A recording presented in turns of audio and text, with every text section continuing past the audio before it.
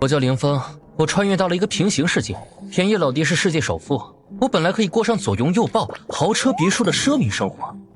不过，老爸去世后，原主为证明自己，疯狂创业，结果不光败光家产，还盗窃1万亿。天湖开局变成了天崩开局。不怕富二代玩物丧志，就怕富二代踌躇满志啊！林峰，欠我们公司的3000万，要是明天再不还，信不信老子把你的果照发在视频平台上？随便你，千万不要打马赛克，哥们儿，我还要靠我那傲人的资本傍富婆呢。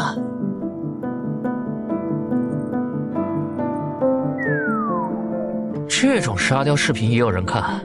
对了，上一世我是视频博主，一个作品就吸粉100万，这个世界和前世极为相似。短视频刚刚兴起，我只要制作出高质量视频，没道理不会爆火啊！视频要是爆火，哥们儿立马搬家，住5星级酒店，单手开法拉利，和 JK 黑丝校花、高冷女总裁、性感少妇深度交流。想想就做什么视频好呢？总不能搞颜色小视频吧？恭喜宿主绑定视频通万潮系统，您发布的视频可是在诸多平行宇宙同时播放。狗系统，你终于来了！视频通万潮，那我可以得到什么好处？如果宿主创作的视频受到欢迎，将会得到历史各朝代观众打赏哦。打赏？那人可以打赏到现实世界吗？比如貂蝉、西施、王昭君、姚玉环？当然可以。不过宿主暂时没有此权限，请宿主持续发布视频，获得热度值，以便可以解锁更多好处：黄金、美女、古董字画、旷世珍宝。正在向宿主招手。懂了。不知道历史中的各大帝王看到视频会是什么反应？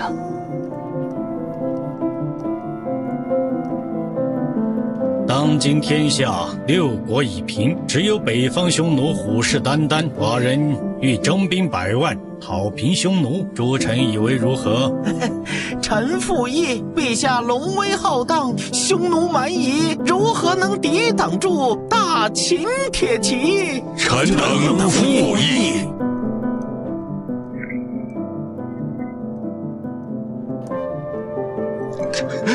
不好了，陛下！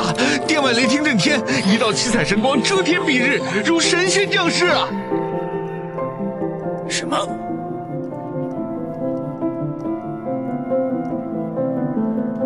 这是？恭喜大秦世界已链接万界视频平台，盘点历史10大帝王视频即将发布。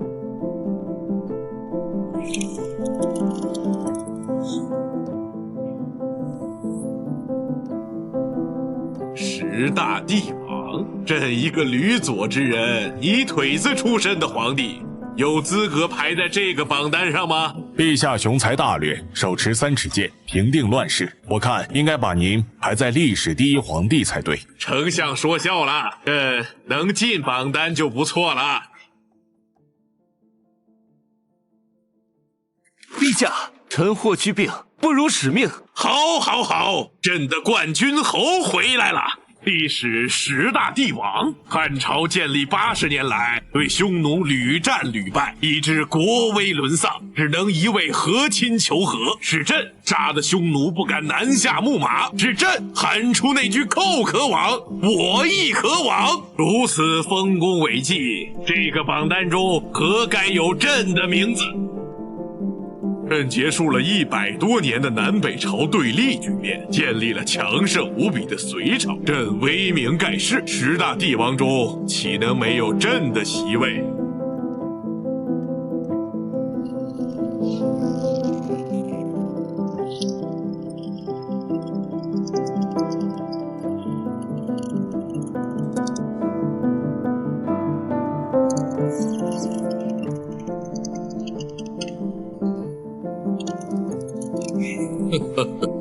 朕这个皇位虽然得位不正，不过自朕登基以来，国力强盛，万国来朝，榜单之上一定有朕。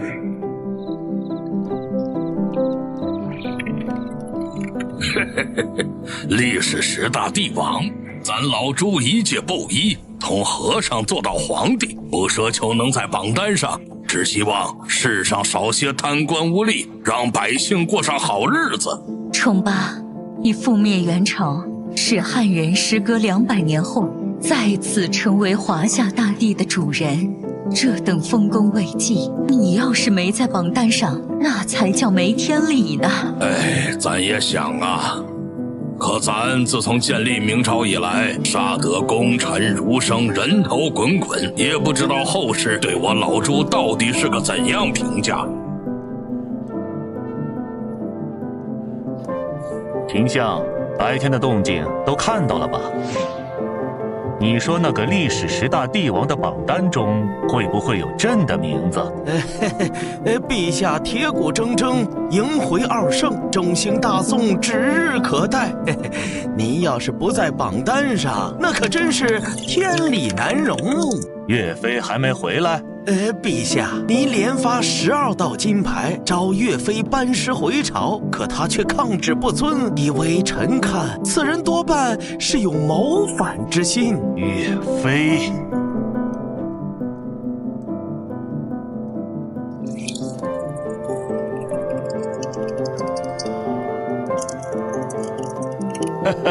历史10大皇帝，朕治理的大清风调雨顺，国泰民安，实为天朝上国。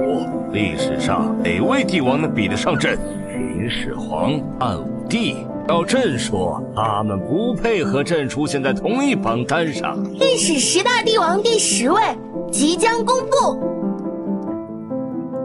历史10大帝王第10位，他在位时期大力推行新政，他主张火耗归公，得罪了所有官僚阶级；摊丁入亩，得罪了所有地主阶级；归土入流，得罪了所有西南地方权贵；官绅一体，当差纳粮，又得罪了所有文人地主阶级。他在位期间唯一没有得罪的是口不能言、手不能写的贫苦百姓。此人到底是谁？他在位12年，承上启下，是清朝唯一持续改革的皇帝，改革力度之大，决心之坚定，在历史上堪称典范。可以说，东大清一朝只此一位明君。这说的是父皇，父皇勤政爱民，理应上榜。不过第10名，好低的名次，看来父皇只能屈居朕之下了。四郎，你在历史10大皇帝中排在第10名哎。朕只在第10名了，排在朕之前的又都是谁？历史10大皇帝第10位，大清王朝爱新觉罗胤禛雍正皇帝。上榜理由：承上启下，扭转其父康熙昏庸导致的国库亏空，爱惜民力，休养生息。缺点：继承人挑选错误，儿子乾隆挥霍无度，葬送大清气运，致使大清由盛转衰。乾隆，弘历这个逆子，朕要立马废了他的太子之位。10全皇帝是千古第1皇帝，居然敢说朕挥霍无度，这个榜单到底是谁排的？朕要立马杀了他！爱新觉罗，丞相，灭掉的6国之中有这个姓氏吗？陛下，此姓怎么有点像戎狄的姓氏？戎狄？后世到底发生了什么？居然让区区狄戎在中原建立了王朝？爱新觉罗，爱新觉罗，崇巴，我记得爱新觉罗是北方建州女真人的姓氏。不错，明朝之前，女真人压根儿不成气候，也就是说，咱辛辛苦苦建立的大明，说不定是灭亡在那群深山野人手中，这怎么可能？崇巴，这有什么不可能的？你之前还是和尚呢，现在我也做了皇帝。说的也是。爱新觉罗，朕无争莫背，拉得瓦剌萨达抱头鼠窜，不成想大明的江山，最后居然被关外的女真人断送了。皇爷爷，孙儿替您去灭了女真。好圣孙，老大，这次你见过，朕要御驾亲征，彻底讨灭你朕。第10名皇帝，居然是你真人，朕又排在第几位啊？爱新觉罗，不成想后世子孙如此不争气，居然让外域之族做了帝王。陛下，请允许臣继续带兵打仗。有生之年，我一定让大汉军旗插遍外域，这样华夏汉族就能永远立于世界之巅。哈哈哈哈！这才是朕的冠军侯。前9名都有谁？寡人大清嬴政，统一6国，开创大一统王朝，可有资格位列10大帝王。我刘季48岁看狗打架，54岁打败项羽，问鼎天下，带着一群狐朋狗友建立大汉王朝。要论帝王气象，有谁能胜过朕？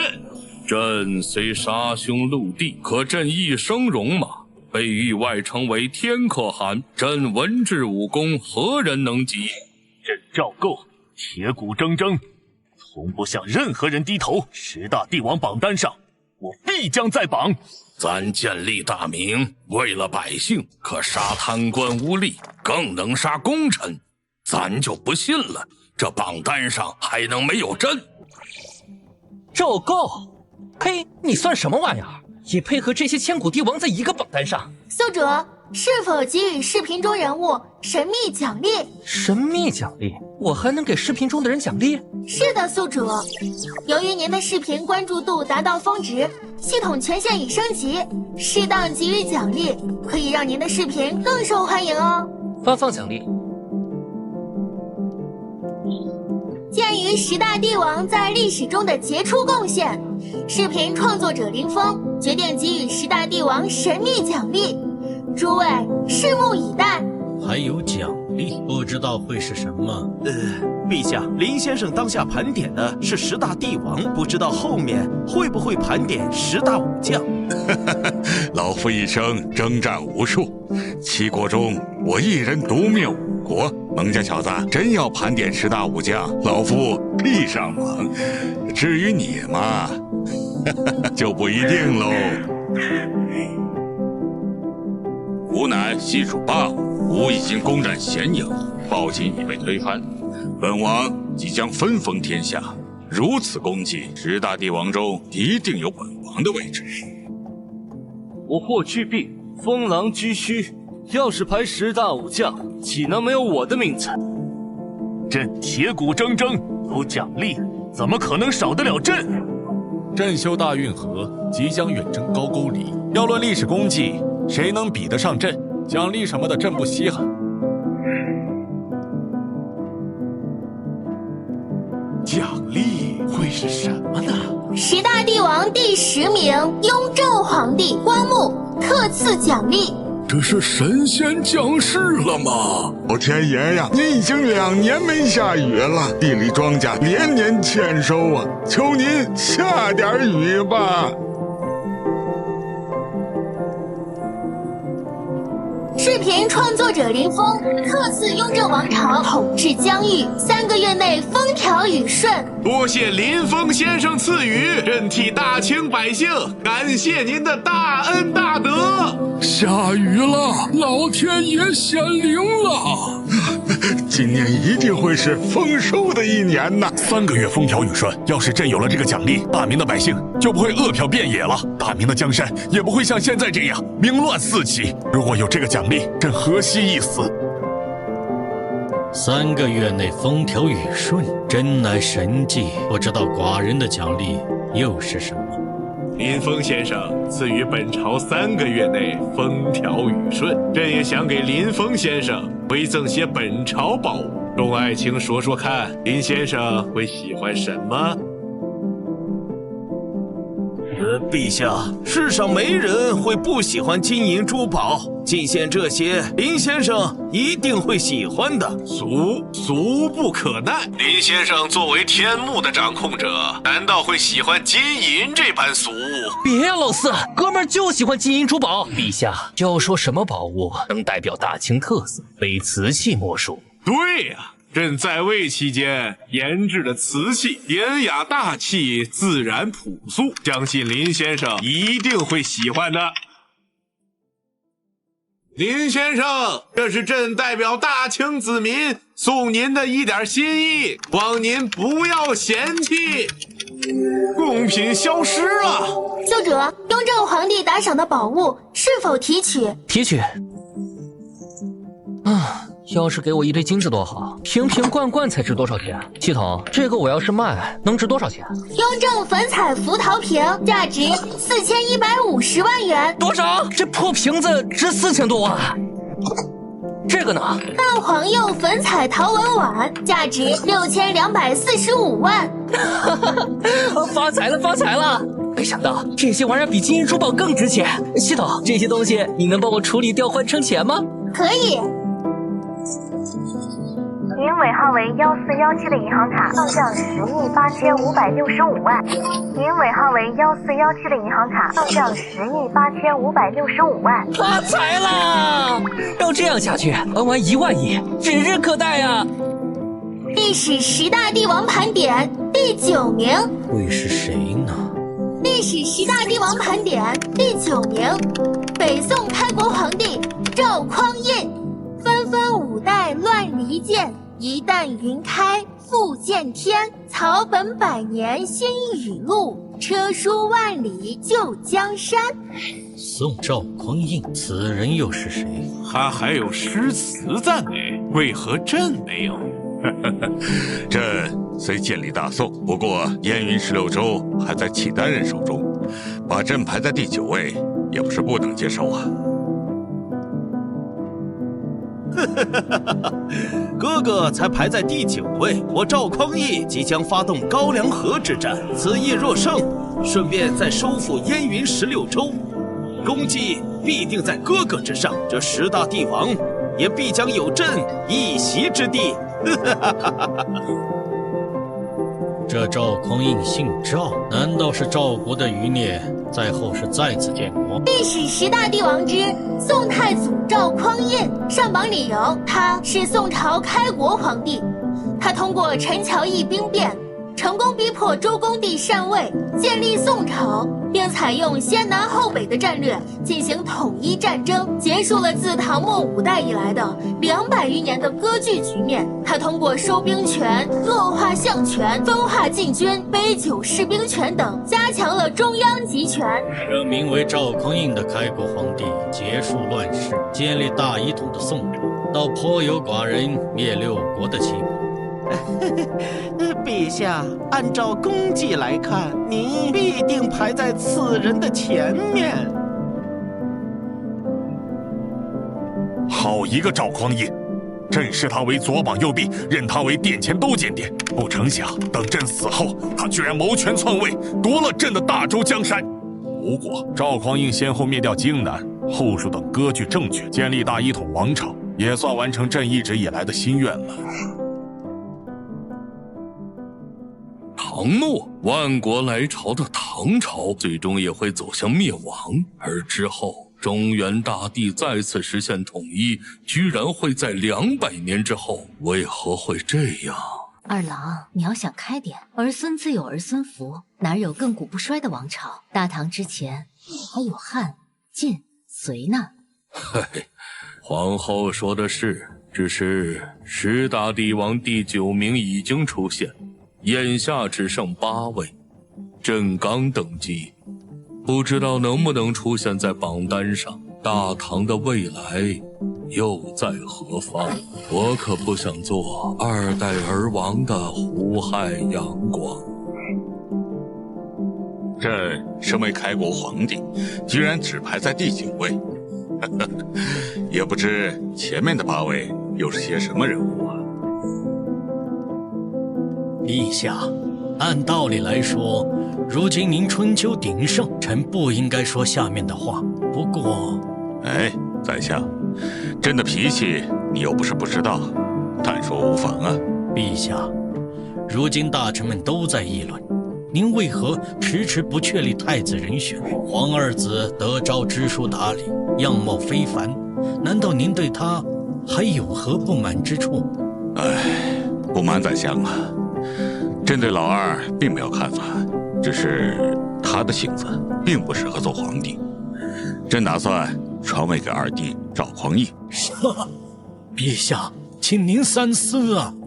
朕心意已决，宰相不必再劝，让你安排的酒宴如何了？啊，安排好了，石守信、高怀德等将军都会到场。陛下，您真要解除他们的兵权呢？自5代以来，武将乱国的例子数不胜数。朕不杀他们，相反，朕会给予他们数不尽的钱粮和土地。但军权，朕一定要收回。杯酒释兵权呐，朕不得不这样做。宋太祖赵匡胤虽有诸多功绩，但其身上存在的问题同样不少。宋太祖赵匡胤虽有诸多功绩，但其身上存在的问题同样不少。其一，传位给其弟赵匡胤，继承人选择错误，导致所攒下的丰厚家底被迅速败光，中宋一朝都未能收复燕云16州。其二，一武重文，导致大宋军事能力大大削弱，周边辽、金、元等国相继而起，其建立的宋朝也终为外族所灭。什么？朕传位给匡胤，居然也是个错误的决定。一武重文和士大夫共治天下，居然是个败笔。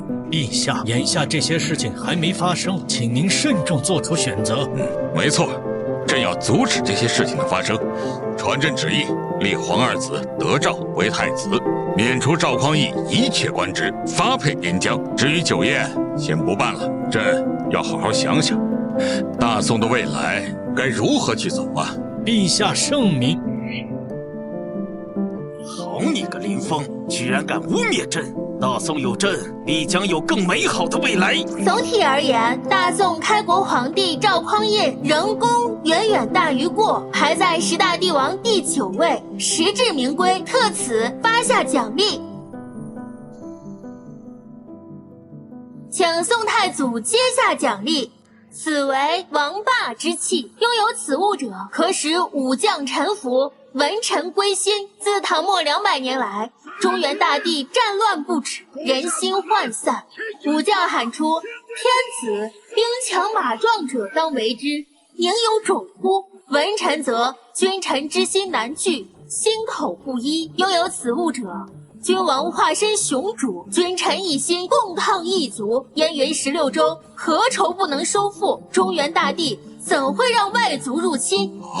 朕赵匡胤多谢林峰先生赐宝，臣立誓，此生必收复燕云16州，横扫异族。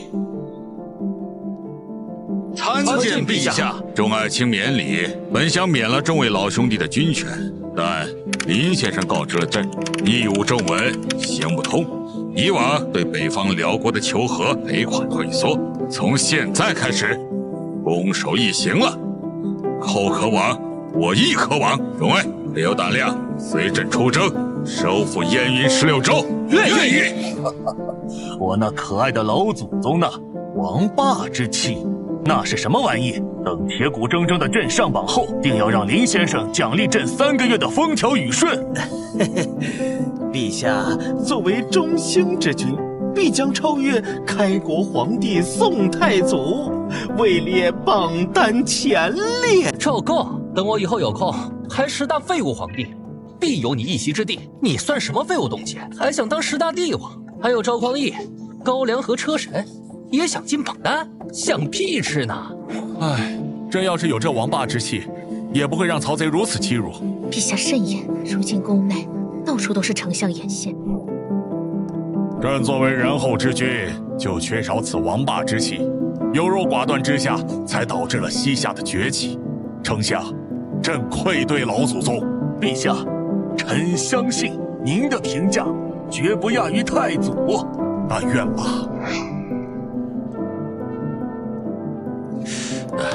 宰相，你说朕送林先生什么宝物合适呢？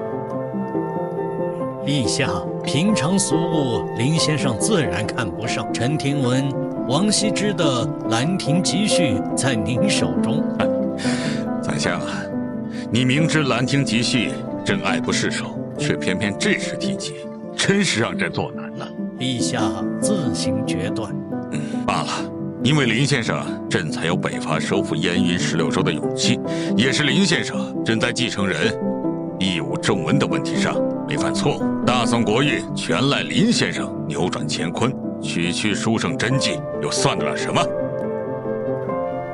大宋皇帝赵匡胤为答谢林先生大恩大德，特献上王羲之《兰亭集序》一卷；为答谢林先生大恩大德，特献上王羲之《兰亭集序》一卷。宋太祖赵匡胤打赏已收到，宿主是否提取？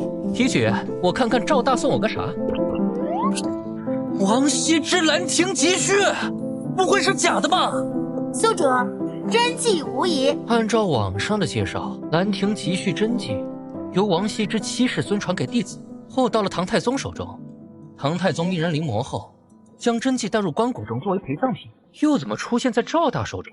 宿主，历史记载的不一定就是真相。也是，这幅真迹作为龙国传世瑰宝，能值多少钱？100亿。成交。您尾号为1417的银行卡到账100亿元。王霸之气嘛，此物对寡人来说倒不需要。陛下统6国，天下归一，筑长城，镇9州龙脉。要论王霸之气，后世怕是难有人可以与您企及。这说的都是我的词儿啊！历史10大帝王盘点第8位，第8位会是谁？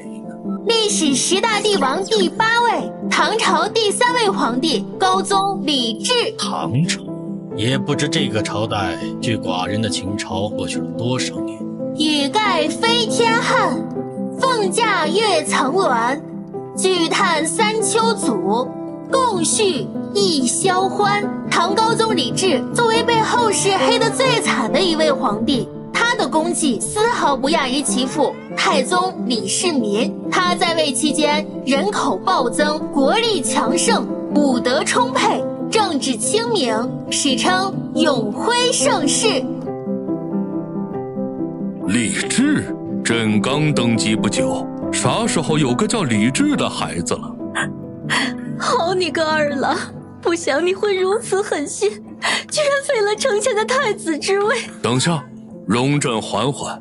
难道在后世，朕的儿子们也发动了一场玄武门之乱？哎呀，媚娘，听到没？朕在历史10大皇帝中排在第8位。陛下，媚娘都听到了。不过被黑是什么意思？李治在位期间，其国力丝毫不亚于其父李世民在位期间的贞观之治，但其功绩在后世完全被其父李世民以及其皇后5州圣神皇帝武则天所掩盖。后世的影视剧、文学作品中，常常把李治刻画成窝囊废皇帝，其主要原因就在于此。窝囊废，朕在后世的形象居然如此不堪。还有，你又是怎么当上皇帝的？陛下，你一定是搞错了。奴婢一介女流，怎么会当皇帝呢？一定是林先生搞错了。唉，怪不得后世对我的评价会这样。李唐王朝在我手中断送了。混账！5州圣神皇帝武则天，难道朕辛苦打下的江山也像秦隋一样二世而亡了？这个李治，朕对他太失望了。二郎，你冷静下。李治这孩子既然能在历史10大帝王中排在第8位，又怎么可能会是亡国之君呢？皇后，你说的对。闻所未闻，见所未见，没想到后世居然会出现一位大一统的女皇帝。陛下，不知道你有没有注意到一个人名？哦，御史大夫说的是谁？李世民，此人正是唐国公李渊的2公子。什么？陛下一定是搞错了。您雄才大略，一统天下，大隋初创，民心所归，臣怎么可能在开国不久要造反呢？说的也是。李治一个窝囊废，哪里比朕强？他也能排在第8位。武则天这样强势的女人，我大清不可能出现。李治、李世民，难道他们李家争夺了朕的大隋江山。贱民，这些贱民为何反朕？宇文化及，臣在。朕让你死，你死不死？君让臣死，臣不死，是为不忠。你爹让你死呢？父让臣亡而不亡，是为不孝。可李世民那些贱民，朕让他们活，他们却反朕，杀李家众人，以九族。唐高宗李治功绩彪炳，作为一位圣明之君，他在位期间先后灭掉西突厥、百济、高句丽等国，使大唐帝国的疆域版图达到了空前扩张。啥玩意儿？朕3次远征都没灭掉的高句丽，最后被李家的后人灭掉了。这臭小子不错，有朕当年横扫王世充、窦建德的风范。二郎，你那么厉害，咋灭不掉高句丽呢？说实话，高句丽这种小国，朕分分钟就能灭掉。为何不灭？爷们儿要脸，朕这岁数去全力打这种小国掉份儿。弟，原来女子也可以当皇帝，那我有没有这个机会呢？这个唐高宗李治倒不失为一位明主，作为王朝的第2位皇帝，他已经做得不错了。只是光环都给他父亲和媳妇掩盖。莹儿要是有他这种能力，朕就满足了。你觉得呢，皇后？陛下还记得莹儿？你心中不是只在乎如意吗？对了，还有妻夫人那个荡货。嘿嘿。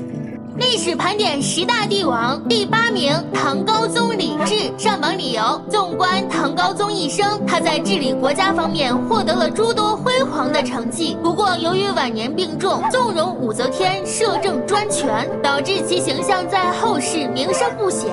总体而言，其功绩丝毫不亚于太宗皇帝李世民，上榜当之无愧。朕的儿子取得如此成绩，朕心甚慰。也不知道林先生会给智儿什么奖励。顺便提一嘴，李治的人品在后世也颇为争议。武媚娘作为唐太宗李世民的才人，是李治的小妈。然而李治即位后，不仅娶了武媚娘，还立其坐上皇后之位。后来顺便还娶了武媚娘的姐姐。什么玩意儿？林先生也真是的，这种事也拿出来到处宣扬，也不知道其他世界的父皇看到会作何感想。好小子，本丞相爱好人妻的癖好被你学去了。好小子，本丞相爱好人妻的癖好被你学去了。原本寡人还对李治颇为欣赏，没想他会干出如此有违人伦纲常之事，给自己老爹戴绿帽子，哈哈！这小子干的事儿，老子喜欢。唐高宗李治功绩彪炳，是为圣明之君，特赐奖励为期1年风调雨顺、延长寿命、祛病消灾的寿元丹1枚。1年的风调雨顺，还有寿元丹，朕谢过林先生。有了风调雨顺和寿元丹，这小子能否超过朕？不生气了？嘿呀，谁让给朕戴绿帽子的人是朕的儿子呢？能够延长寿命、祛病消灾的神丹，要是寡人得到这枚寿元丹该有多好！陛下，寿元丹只是第8名的奖励，微臣相信您得到的东西只会比这个更好。才到第8名，什么时候才能轮到寡人呢？为期1年的风调雨顺，朕的大汉由于连年征战，加上干旱频发，导致粮草短缺。要是朕得到1年风调雨顺的奖励，足以彻底歼灭匈奴了。风调雨顺真是个好东西，可惜现在地盘还不够大，用处不大。不过我最近头疼的厉害，要是有了驱元消灾的寿元丹，我统一乱世指日可待。风调雨顺和寿元丹，朕都需要。100年南北朝对立，土地荒废，民生凋敝，百姓早就苦不堪言。朕急需风调雨顺，恢复国力。同时，朕年事已高，身体大不如前。如果有了寿元丹，朕开创个汉朝那样的盛世，也不是没有可能。寿元丹咱倒是不稀罕，人终有一死，活那么久干啥？不过，朕要是有了风调雨顺，百姓的日子也能好过一些了。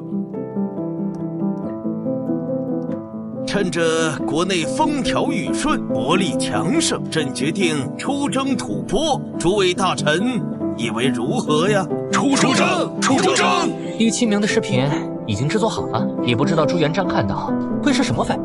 唯一一个在大一统王朝建立后以王爷身份造反成功的牛逼人物，轮到你了，永乐大帝。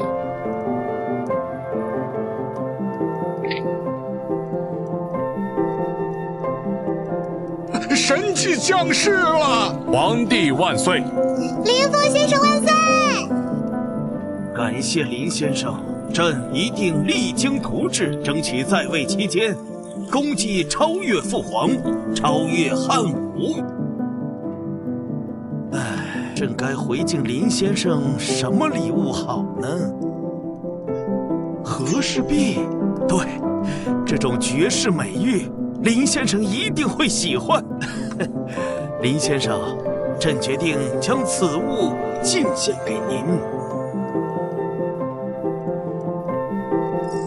宿主，唐高宗的打赏已到，您是否提取？提取。和氏璧，据我所知，曾经有人出天价购买此物吧？没错，曾有神秘富豪出资2000亿，只为购买这块和氏璧。卖掉。如您所愿。您尾号为1417的银行卡到账2000亿元。按照这样的速度来看，1万亿很快就能还完了。陛下，快看，光幕又亮起来了！燕帝成名御天下，祖兴华夏大明强。朱腾龙脉征漠北，地起靖难自阴阳。鸿辉气度经百战，图存扫窝对强梁。大统神州军威震，越荒8极真帝王。历史10大帝王盘点第7位，大明王朝第3位皇帝永乐大帝，明成祖朱棣。清、宋、唐，现在又来个明，朕倒要看看历史上到底有多少个朝代。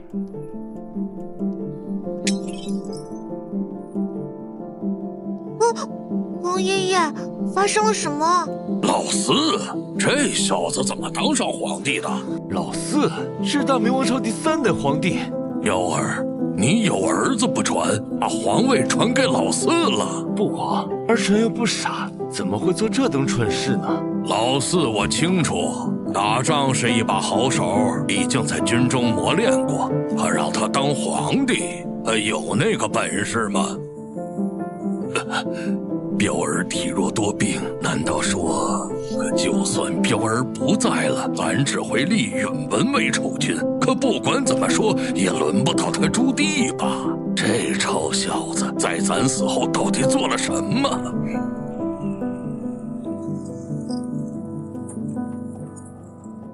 爹，历史10大帝王中，您排在第7位啊！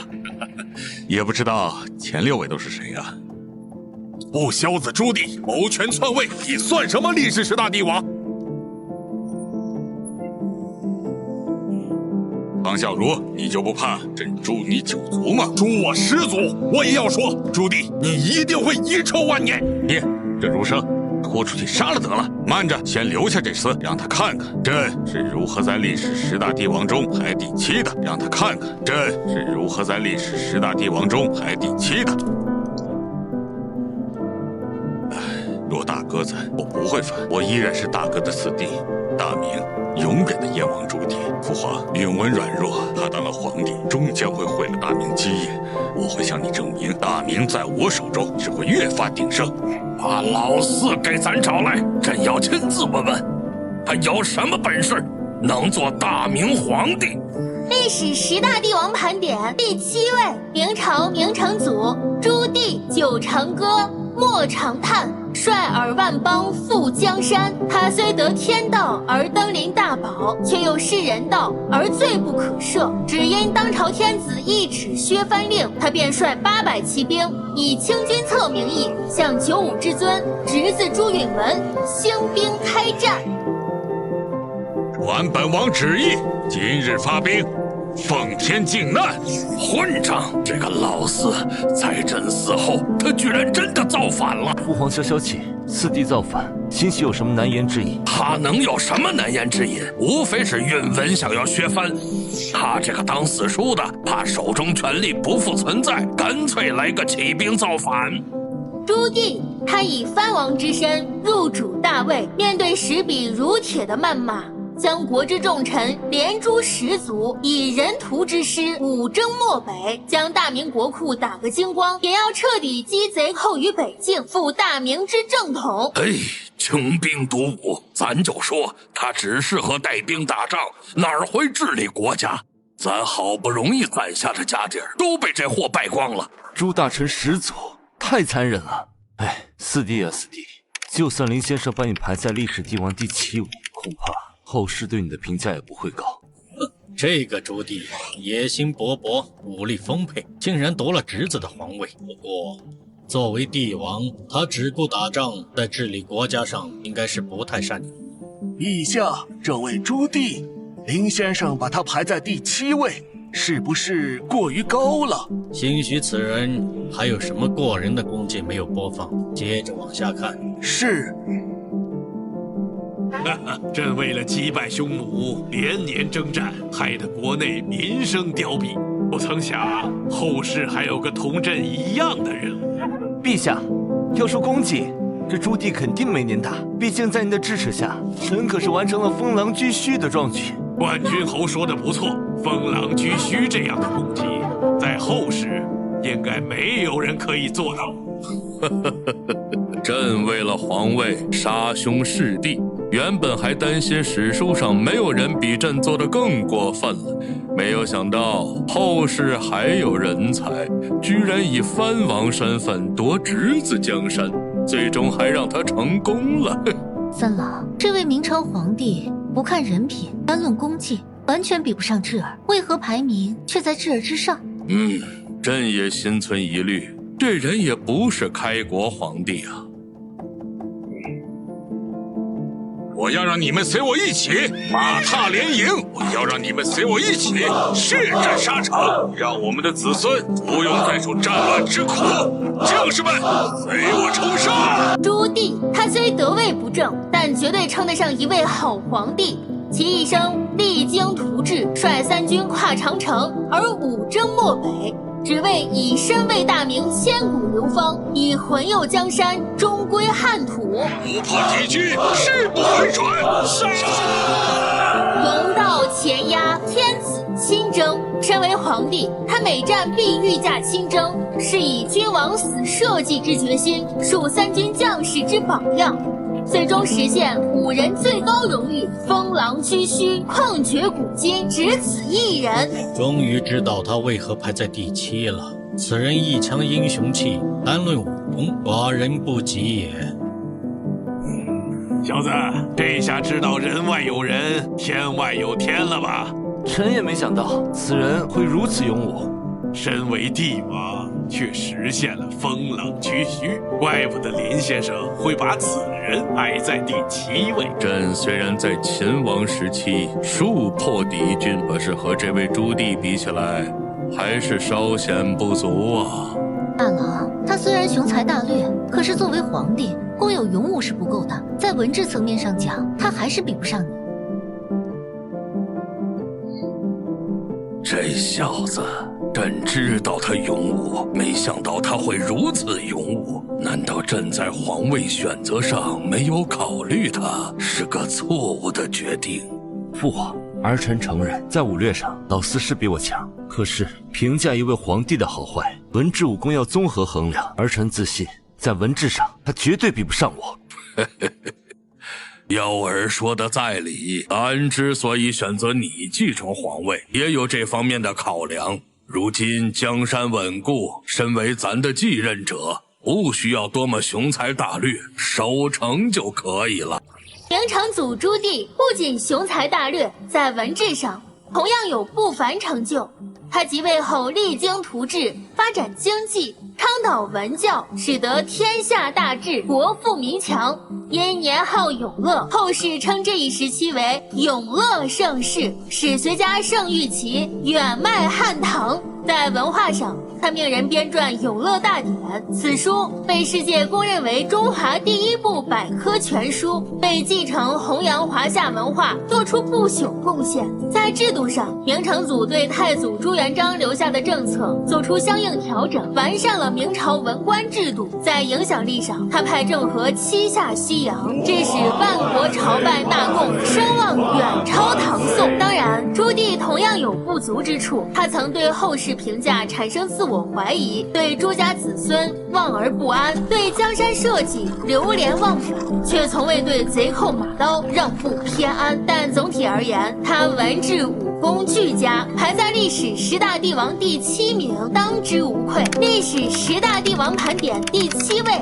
明成祖朱棣。上榜理由虽得位不成，但成就大帝称号，文治武功皆具德才，天命所归，当为天子。此人当真不凡，排在第7位，是否有些低了？朕除灭匈奴，在武功上，朕自信不逊于他；可在文治上，看看连年征战，名声凋敝，和他一比，朕自愧不如。陛下，在臣看来，他还是比不过您。难道只有战争才能征服人心吗？百姓如果生活艰难，朕对外征伐还有何意义？哎，朕对这位明成祖朱棣真是心生神往啊！奇男子也。没想到老四这皇帝当得那么好，咱真是走眼了。父亲，四弟雄才大略，儿臣心服口服，儿臣愿意把太子之位让给老四。太子之位你当得好好的，咱为什么要换？咱现在只希望林先生盘点到咱时，也能奖励些去病延年的宝物，这样你的病就不成问题了。也不知道林先生会奖励老四些什么呢？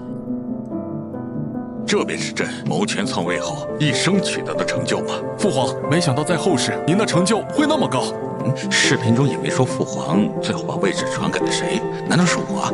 病的病，小的小，笨的笨，这皇位舍我其谁？皇爷爷，孙儿太崇拜您了。这些功绩，朕看视频已经都知道了。若不能超越这些功绩，取得更大成就，朕岂不就对不起林先生的盘点？朕在此发下宏愿，此生必将追平并超越始皇嬴政、武帝刘彻、太宗李世民，乃至父皇洪武大帝。如若林先生再排10大帝王，朕必定要以丰功伟绩，占尽前3。如有违誓言，八荒六合，天地共诛之。历史10大帝王第7位，明成祖永乐大帝朱棣，雄才大略，特赐宝船10艘。宝船？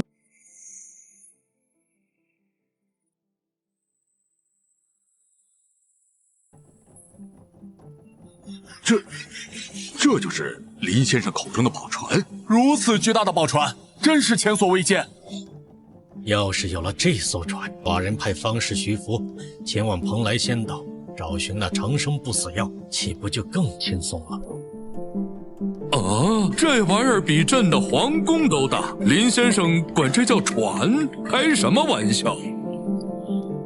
朕七下江南早就玩腻了，要是有这般大的宝船，朕完全可以去海里驰骋了。林先生，朕是实权皇帝，10大皇帝中必有朕一席之地，快把宝船给朕送来。林先生送朕那么多宝船做甚呢？明朝永乐时期，造船技术发展到顶峰，明成祖朱棣命郑和七下西洋，增强了华夏同周边各国的友好往来，促进了中外经济的发展，是世界航海史上的伟大创举，后世颇多赞誉。把林先生的话我记下来。是。不过，受限于眼界，永乐大帝命郑和七下西洋的目的，并不是殖民海外，更不是称霸海洋，仅仅是为宣扬大明威德和找寻建文帝朱允炆的下落。耗费海量的国力物力，仅仅是为2个虚幻的目的，最终不仅使国库空虚，更让郑和七下西洋变得没有任何意义。如此一来，在世界航海史上，华夏起了个大早，赶了个晚集，完美错过大航海时代。如果能做出改变，何至于让华夏在后世因为海权的落后而整整挨打了100多年？原来在后世海权是那么重要。朕误打误撞打开了新时代的大门，却又从门内转了一圈，重新回到了门外。林先生，朕明白了，朕一定会好好利用这10艘宝船，大航海时代将由朕提前开启。陛下万岁！林先生万岁！啊，这还有奖励？历史10大帝王第7位，明成祖永乐大帝朱棣雄才大略，特赐宝船10艘，建文帝朱允炆踪迹，高产农作物玉米种子1吨。叶文跑去当和尚了，这决定啊，一定是父皇告诉他的。哦，这名为玉米的农作物，亩产居然可以达到10担啊！有了此物，华夏百姓终于可以吃饱了。亩产10担，世上竟还有这种农作物，这奖励太珍贵了。第7名都有这样的奖励，前6名又可以获得什么样的惊人奖励？寡人太期待了。如果有了这物，百姓将永远不用担心粮食问题，朕必将踏平匈奴，开启远征，让大汉军旗插遍寰宇。哎呀，这奖励太丰厚了，也不知道什么时候才能轮到朕呢。大郎开创了大唐盛世，一定排在历史10大帝王的前列。老四居然获得3种奖励，嘿嘿嘿！咱老朱在殿内挖的地道，不曾想在后来还救了允炆一命。父皇，4弟都能排在第7位，您作为大明的缔造者，名次只会比他更高。嘿，咱不贪心，只要林先生给咱点玉米种子，大明必将更加强盛。众爱卿，朕该回敬点林先生什么合适啊？太子，你说说看。父皇，这个……皇爷爷，孙儿倒想到个宝贝，林先生兴许会感兴趣。哦，什么宝贝啊？在哪儿啊？远在天边，近在眼前。啊，朕的宝剑。行，就它。永乐大帝进行打赏，宿主是否提取？提取，也不知道会是什么。这是永乐大帝宝剑。前世我出国旅游，在鹰将博物馆见过。是的，宿主，此剑作为明成祖朱棣佩剑，堪称绝世珍品，后世被鹰将占为己有，拒绝归还。据传此剑价值12亿英镑，我要是卖了，你会怎么处理此剑？在合适的时机，让它重现世人。那卖了吧。您尾号为1417的银行卡到账110亿。历史10大帝王盘点轮到第6名了，他又会是谁呢？第6名啦，是不是该轮到始皇帝啦？始皇帝只排第6，哼，王二，你也太小看他老人家了。要我看呢，始皇帝最少能排进前3。哼，暴秦嬴政，人人得而诛之。他算什么历史10大帝王？10大昏君必有他一席之地。这人是谁？咒骂始皇帝，为何臣位不将他抓起来？这儒生名叫淳于越，自从天目出现后，一直叫嚷着始皇帝进不了10大帝王之列。始皇帝得知后，命令暂不杀此人，要让他亲眼看看我大秦皇帝到底能不能进排名。听说了吗？咱们南宋皇帝认为他必进历史10大帝王。啥玩意儿？赵构那狗皇帝，他连给那些伟大帝王提鞋都不配，他哪来的脸认为自己一定能进排名？朕有预感，这第6名一定是我十全老人。陛下快看，开始了。陈国一灭，天下一统，朕要大赦天下。吾皇万岁万岁万岁！历史10大帝王第6位，开皇之治，300年乱世终结者。华夏第2位实现大一统帝王，开皇大帝，圣人可汗，结束300年大分裂，恢复汉家江山。同时，他也是华夏历史上第1位被老婆气得离家出走的皇帝，第1位一夫一妻践行者，他就是大隋开国皇帝杨坚。300年乱世终结者，第6位的这位皇帝倒是不凡，只是如此雄才大略的君主，居然会被老婆气得离家出走，这未免也太反差了吧！一夫一妻践行者，难道是说此人是妻管严？有趣。视频中说这位杨坚是华夏第2位实现大一统的帝王，那第1位说的是否就是寡人了？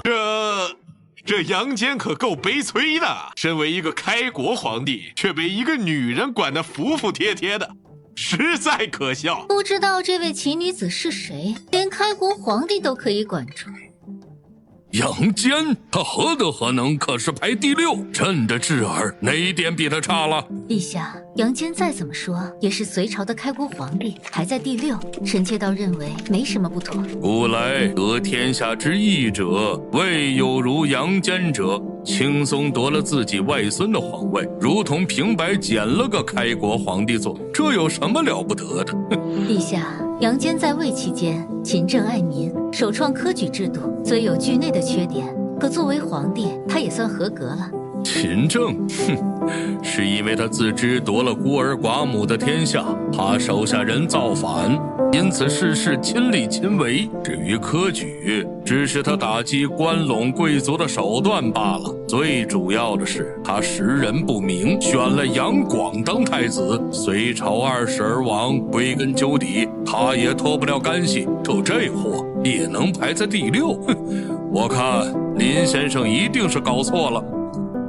皇帝人呢？皇后娘娘，陛下心情苦闷，出宫散步了。哼，说他2句，他还生气了。天下初定就想纳妃，没门！看到刚才天幕的视频没？咱大隋朝的皇帝居然排在第6，太难得了。哈哈哈，咱大隋皇帝雄才大略，就是有一点不好，惧内怕老婆。哈哈哈哈。朕这脸算是丢大了，也不知道林先生会奖励朕点什么。魏晋南北朝时期，北方所有游牧部族倾巢南下，中原大地化作人间炼狱。这场大劫难导致大一统华夏文明分裂近300年，文明水平倒退500余年。而彻底终结这一浩劫，挽大厦之将倾，再造山河不是功绩之人，正是被游牧民族称为圣人可汗的隋文帝杨坚。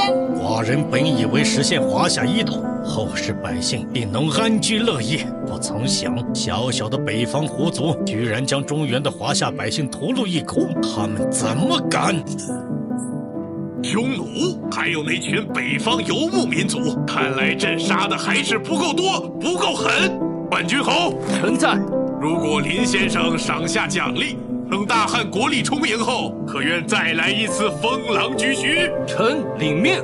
这些北方胡人，不正是本王同意内迁的吗？五胡乱华的罪魁祸首是本王。单凭结束乱世、恢复汉人江山这点，隋文帝和咱类似，位列第6名，咱举双手同意。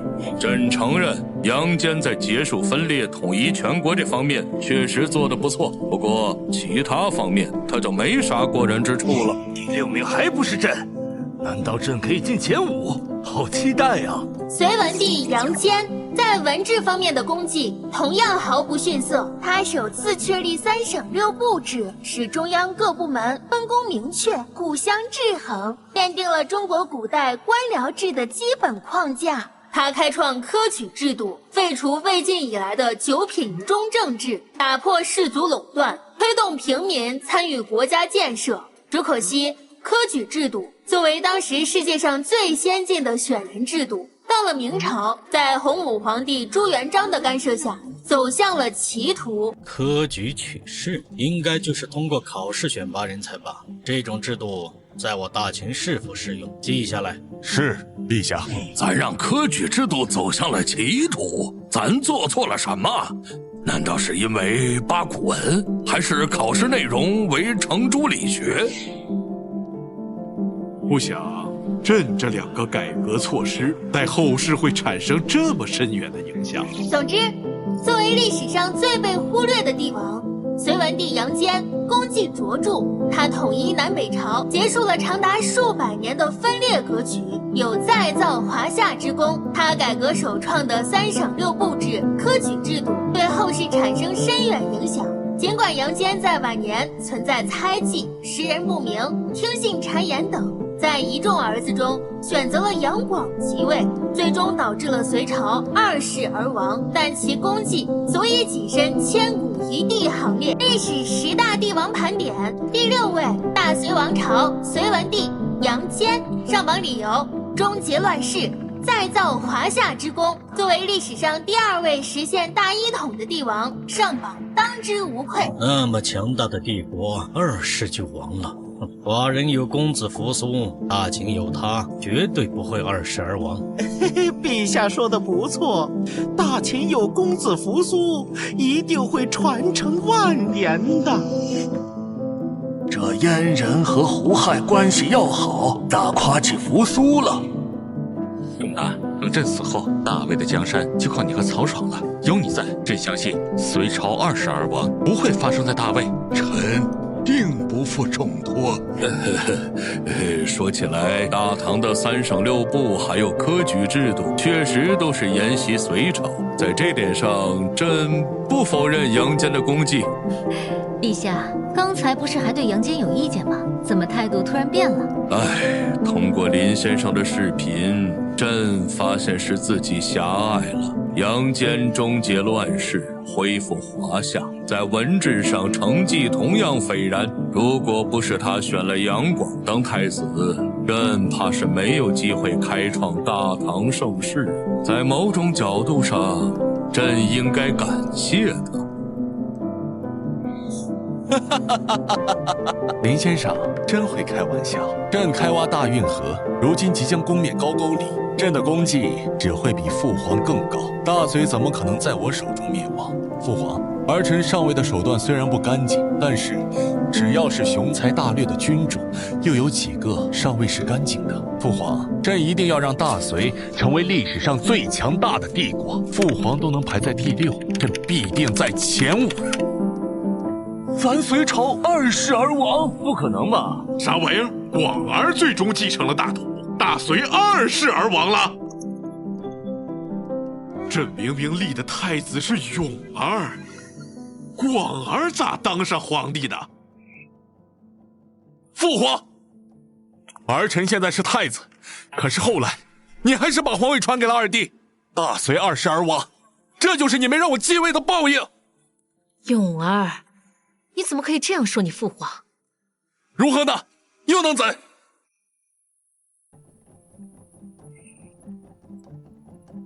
永儿性格率真，可情商太低，难怪后面斗不过老二。俩儿子一个傻缺，一个缺根筋，这下该如何是好？隋文帝杨坚，历史10大帝王第6位，雄才大略，特赐下奖励：风调雨顺3年，送子观音的柳条1支，寿元丹2枚。送子观音的柳条1支。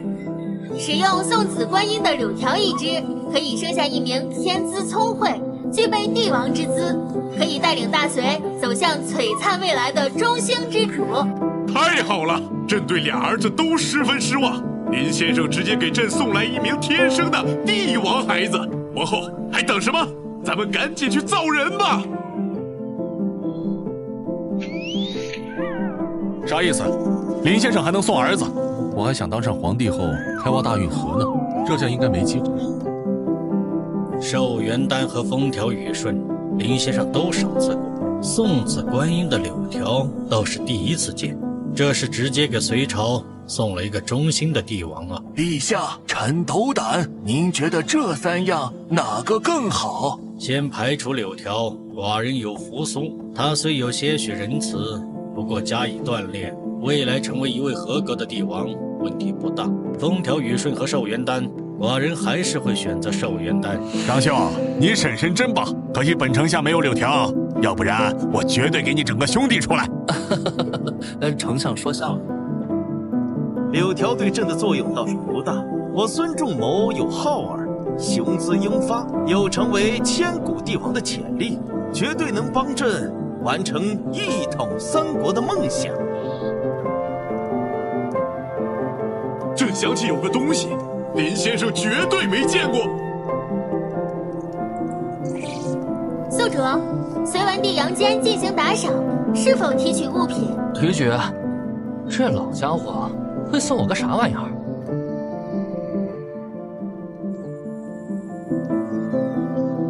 我靠！别人都是送珍宝，杨坚送我个这玩意儿。宿主，这是王莽头骨。王莽在死后，其头颅被多代皇室收藏了272年，被视为特殊的传世国宝。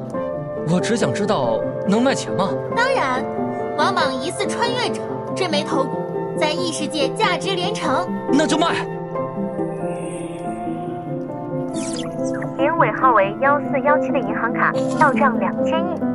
这玩意儿值这么多钱？主要是稀缺。看来稀奇古怪的东西在系统这里更值钱。10大帝王前5名开始开盘，也不知道这些千古一帝会送我些什么。陛下，开始了！盘点进行一半了，也不知道这第5名会不会是寡人。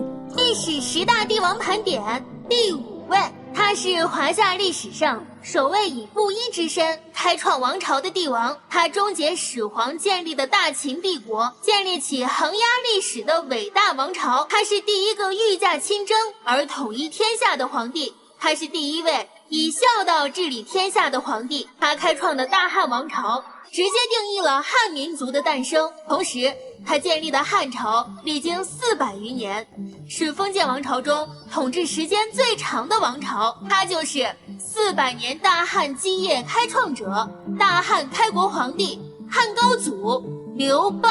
陛下，您刚才听到了吗？这个人终结了寡人建立的大秦帝国，他要是和寡人生活在一个时代，寡人势必要把他挫骨扬灰。陛下息怒！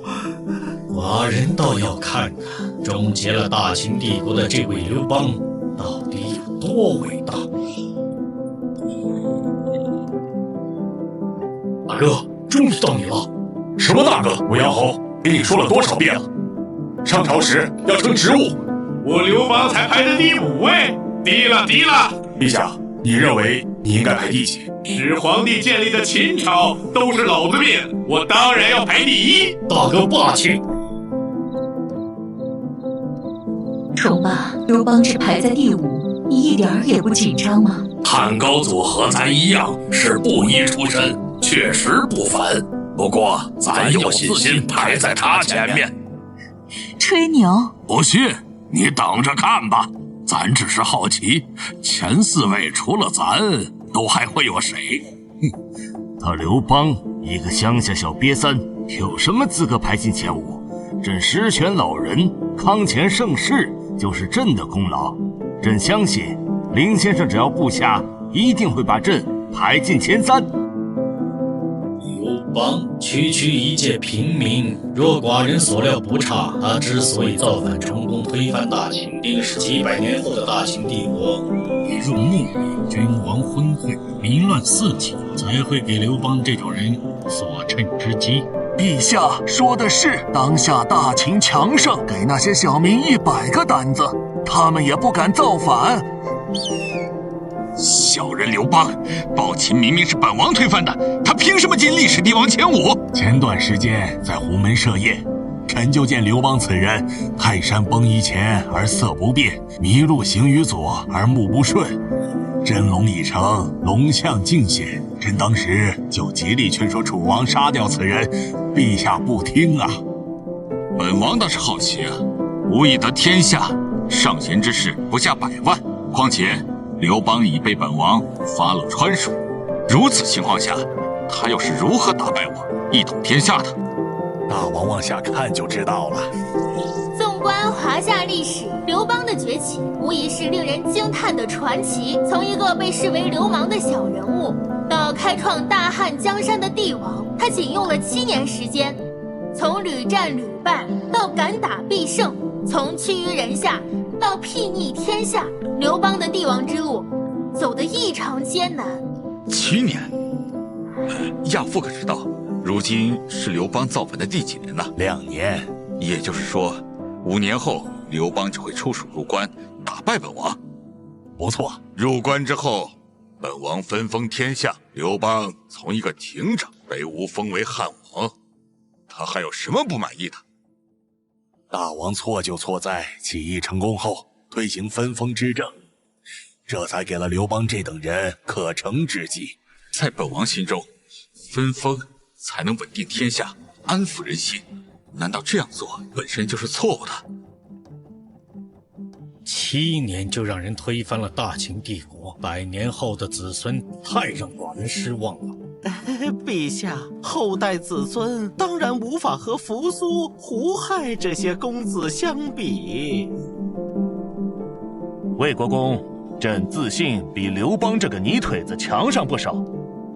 7年后，朕能收复大宋故土吗？陛下雄才大略，定能重现大宋荣光。对了，岳飞是否班师回朝了？暂无消息。陛下，依臣看来，岳飞此人必杀之。朕为什么要杀岳飞？杀了他，还有谁可以收复故土？陛下，能征善战的将领多的是，韩世忠、张俊、刘光世，哪个不比岳飞强？臣听闻北伐期间，岳飞笼络百姓，收买人心。将士高呼岳家军万岁，军队俨然成了他岳飞的私军。照这样下去，如果岳飞手下将士黄袍加身，他会不会效仿太祖皇帝谋反？请陛下早下决断。那就杀了。历史10大帝王盘点前3，定有朕的位置。等林先生降下赏赐，没了岳飞，朕就御驾亲征。陛下圣明。王侯将相宁有种乎？47岁时，始皇帝马车经过，汉高祖刘邦立下宏愿：大丈夫当如是也。你说什么？彼可取而代之。陛下，这个刘邦竟和咱们是同时代的人。寡人的大秦帝国居然不是亡在几百年后，而是大概率2世而亡。赵高，臣在。不惜一切代价把这个刘邦给朕找出来。遵命，陛下。2世而亡，寡人对扶苏太失望了。丞相，你说太子该不该？陛下，以微臣看来，扶苏公子行仁德之道，是他做不好太子的关键。要说换，倒也不必。是啊，为帝者当行霸道，行王道。6国余孽还没杀干净，还远远不是行仁义的时候。汉高祖刘邦一生极具传奇色彩。46岁前，他碌碌无为；47岁释放徭役囚徒，芒砀山起义；48岁斩白蛇起义，攻入沛县；50岁入咸阳，赴鸿门宴，封汉王。此后出蜀入关，拜韩信为大将军，历经彭城之战、广武之战。55岁汉夏之战，击败西楚霸王项羽。62岁，带着一帮猪朋狗友衣锦还乡，成就大汉王朝。韩信，这名字本王好像在哪儿听过呀？霸王，你还记得那日闯进大帐的赤级中郎将吗？他好像就叫这个名字啊。没错，本王想起来了。难道刘邦就是靠此人打赢了我？他现在何处啊？应该还在军中，把他找来。既然他能帮刘邦平定天下，本王为什么不能收为己用呢？让郎中令去沛县附近寻找刘邦。是。寡人还是不明白，一介小民为何能推翻强盛的大秦？丞相，你说说看。陛下，臣认为刘邦这人本身倒没什么能耐，只不过是恰逢其会，造反作乱的主力定还是那些六国余孽，如视频中提到的项羽。要是刘邦平庸，林先生不会把他排在历代帝王第5位。至于项羽，定是那项燕的后人，主随3户，亡秦必楚。此人死前的余音还时常在朕耳中回响。汉高祖刘邦之所以成功的原因，刘邦知人善任，他重用张良、萧何、陈平、韩信等人，助他打江山，并坐稳江山。刘邦性格豁达豪迈，不拘小节。他不喜儒生，但不妨碍他任用儒生。他不喜韩信，但仍任命他为大将军。虽在大汉建立后，他和吕后又残忍杀了韩信。刘邦善于学习，他继承和发扬了秦始皇的理想，并吸取其失败教训，深谙得人心者得天下的道理。而他最成功的还在于他的儿孙们的成功。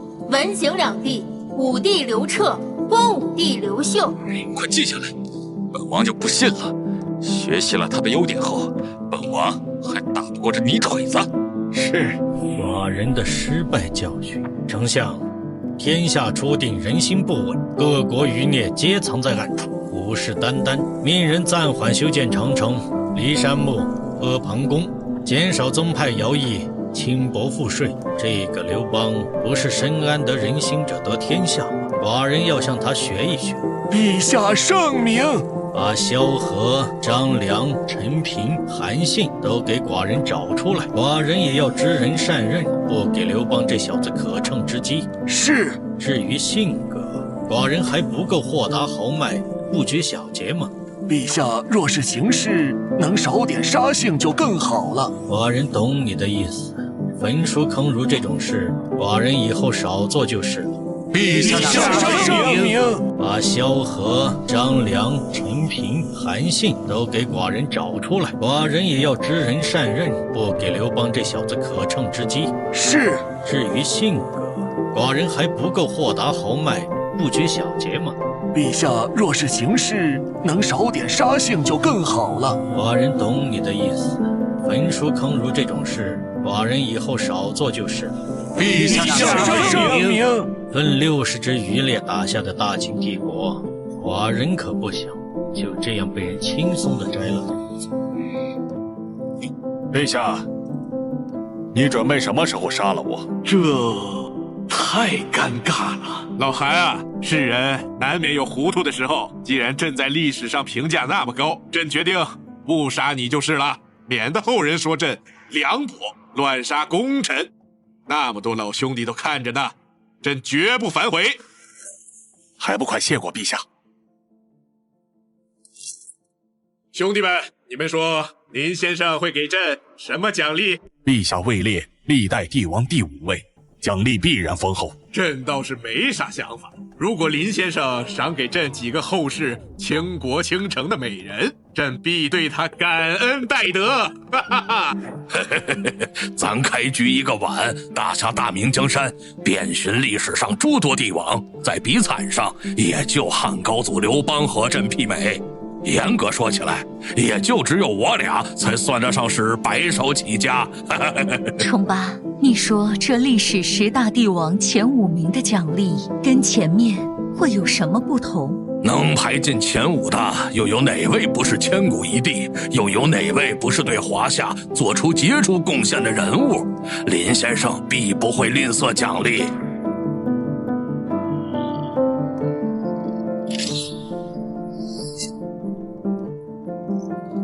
陛下威武！这可爱的老祖宗啊，不知朕的排名能否在他之上？匈奴是高祖皇帝的一生之地，也是大汉从前最大隐患。陛下雄才大略，用44年打得匈奴在大汉版图上彻底消亡。要说功绩，您必排在高祖之上。要是高祖不杀韩信，哪儿会有白登山之败？兴许匈奴早在100年前就被击败了。第4，会不会轮到朕了？陛下快看，好大一个光球！不出朕所料，林先生对前5名的奖励定然丰厚，朕又会得到什么奖励呢？汉高祖刘邦以布衣之身，提3尺剑，开大汉400载基业，实现了王侯将相宁有种乎的神话。他结束秦朝，建立汉朝后，以文治理天下，儒家为主，法家为辅的理念，对后世封建王朝产生深远影响。他废除秦朝苛法，大力发展农业，实行轻徭赋、休养生息的政策，为文景之治奠定基础。虽对匈奴有白登山之败，但功绩足以称为千古一帝。特赐奖励风调雨顺10年，寿命100年。寿命100年，寿命100年，这可以活100年！恭喜陛下！七哥，我也想活100年，一边玩去！寿命100年，历史10大帝王的第5名居然会直接奖励寿命！若寡人能再活100年，寡人必亲率领大秦铁骑打下一个大大的大秦帝国，寡人必可以使目光所及皆为华夏，江河所至皆为秦土。陛下，你岂让徐福去找寻那虚无缥缈的蓬莱仙岛？林先生的奖励才更实际点。马上要盘点前4位帝王了，第4位会不会就轮到寡人了？100年的寿命啊，对这个奖励，朕倒不是很感兴趣。为什么？三郎雄才大略，要是你能活100年，大唐江山岂不是能一直繁盛下去？不要说100年，就是50年，朕的大臣亲朋又有几人活在世上？所属之人陆续凋零，朕活得越久，只会越发孤独。三郎，你要多为大唐百姓着想。如果没有皇后，朕活着又有什么意思？臣妾会永远陪着陛下。宿主，汉高祖刘邦向您打赏礼物，请问是否提取？等会儿，没看我正忙着吗？提取。据我所知，汉朝应该没啥宝物，刘邦又能送我什么东西？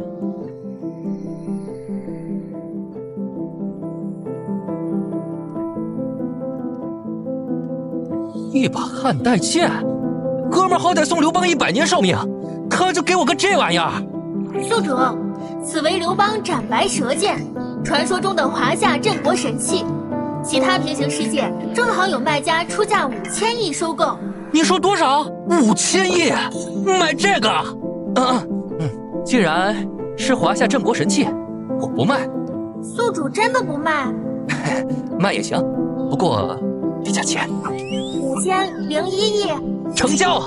您尾号为1417的银行卡到账5001亿。这下总该轮到朕了吧？第4，大概率不是陛下。哦，秦丞相什么意思？朕不配上榜吗？陛下误会了，陛下是大宋中兴之主，第4怎么能配得上您的身份？依臣看，您至少应该排进前3。何尚书，你说林先生会给朕什么奖赏？从现在的情况看，陛下至少能进前4。要是奖励寿元丹，至少可以得到3枚；要是风调雨顺，至少也是10年起步。直接奖励寿命就更不得了了，那样陛下至少可以活100多岁。那样朕岂不真成十全老人了？第4位会是朕吗？我汉室70年来，对匈奴屡战屡败，以致士气蹉跎，国威沦丧。这种局面必须要扭转。朕此战要明明白白告诉世人和匈奴人，从此以后攻守一行了，寇可往，我亦可往。历史10大帝王盘点第4名，华夏历史上唯一可与秦始皇比肩的天下雄主。能和寡人媲美，此人到底是谁？陛下，通过视频看，这位帝王生活的朝代距离大秦不远，可以和朕比肩的帝王只排在第4，也就是说，第3很可能就是寡人嘛。第1终究不是寡人。陛下，第4位是您。这居然排在高祖前面，这要是被他老人家知道了，肯定要骂娘了。历史10大帝王盘点第4位，他16岁登基，南平芈月，东灭高丽，西通大宛，北击匈奴，派张骞出使西域，使丝路贯通四方，景主复演推恩令，削藩集权，成千古阳谋。50载帝王生涯，金戈铁马，气吞万里如虎，文治武功，开创汉武盛世。他就是西汉定鼎千秋的铁血天子，汉武大帝刘彻。好个刘彻，好一位汉武大帝！仅仅只是看这些功绩，此人和寡人比肩，寡人同意了。只可惜不能与这位刘彻活在同一时期，否则寡人必当和他共饮之。此人风采，倒和陛下真有一比。要是此人是我大秦的储君多好，扶苏不如也。汉武帝刘彻，第4位是朕的子孙。这是大汉的第几位皇帝？陛下，您的子孙排在您前面，您不会生气吧？我说老兄弟，朕的孙儿如此优秀，我高兴还来不及呢，怎么会生气呢？恭喜陛下！朕的子孙能和始皇帝媲美，这样说的话，嬴政那老小子注定是要进前3了。刘彻他前期是不错，可是他后来好大喜功，穷兵黩武，这样的人为什么要把他排在第4位？朕不服。皇上消消火，可能林先生把您排进前3也说不定呢。真的？当然了，皇上，你想想，康乾盛世造福了天下多少百姓，连化外蛮夷之地的黄毛鬼都崇拜您，进个前3不是简简单单吗？第1也不是没有可能。甚好。